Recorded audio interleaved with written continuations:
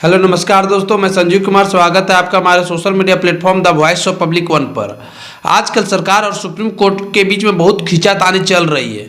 यह विवाद दिन प्रतिदिन गहराता जा रहा है। जजों के नियुक्ति के मामले में सरकार और न्यायपालिका के बीच में टकराव ये कोई नई बात नहीं है, लेकिन मौजूदा समय में यह विवाद दिन प्रतिदिन गहराता जा रहा है, खास तौर पर कानून मंत्री किरण रिजिजू के उस बयान के बाद जिन्होंने कॉलेजियम सिस्टम पर सवाल खड़े किए थे। पहले तो मैं आपको बता दूं कि कॉलेजियम सिस्टम क्या है और सरकार को इसको लेकर आपत्ति क्यों है। कॉलेजियम सिस्टम वह व्यवस्था है जिसमें हाई कोर्ट और सुप्रीम कोर्ट के जजों की नियुक्ति और तबादले किए जाते हैं।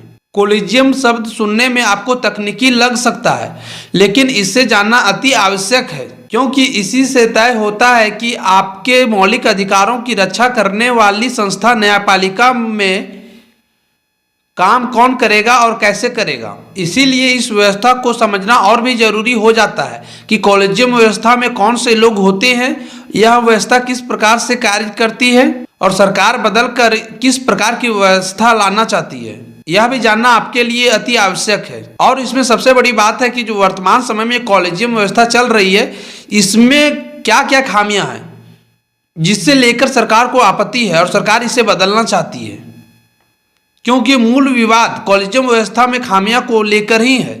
कॉलेजियम भारत के सुप्रीम कोर्ट के चीफ जस्टिस और 4 वरिष्ठ जजों का समूह है। ये पांचों मिलकर तय करते हैं कि सुप्रीम कोर्ट में जज कौन होगा, और इन्हीं की सलाह पर हाई कोर्ट में भी जजों की नियुक्ति की जाती है, जिसमें सुप्रीम कोर्ट के चीफ जस्टिस, हाई कोर्ट के चीफ जस्टिस और संबंधित राज्य के राज्यपाल शामिल होते हैं। कॉलेजियम बहुत पुराना व्यवस्था नहीं है और इस व्यवस्था के अस्तित्व में आने के लिए कोर्ट के 3 फैसले जिम्मेदार हैं, जिन्हें जजेस केस के नाम से भी जाना जाता है।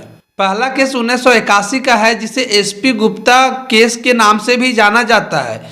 इस केस में सुप्रीम कोर्ट के द्वारा कहा गया कि जजों की नियुक्ति के लिए चीफ जस्टिस के पास अधिकार नहीं होना चाहिए, और इस ओर इशारा भी किया कि जजेस की नियुक्ति में सरकार की भूमिका होनी चाहिए। दूसरा केस 1993 का है, जिसमें 9 जजेस की एक बेंच ने कहा कि जजों की नियुक्ति के मामले में सुप्रीम कोर्ट के चीफ जस्टिस का राय बाकी लोगों की राय से ज्यादा महत्व और तवज्जो दिया जाना चाहिए। और फिर 1993 में कॉलेजियम व्यवस्था पर सुप्रीम कोर्ट ने इसका आकार को बड़ा कर दिया और इसे 5 जजों का समूह बना दिया।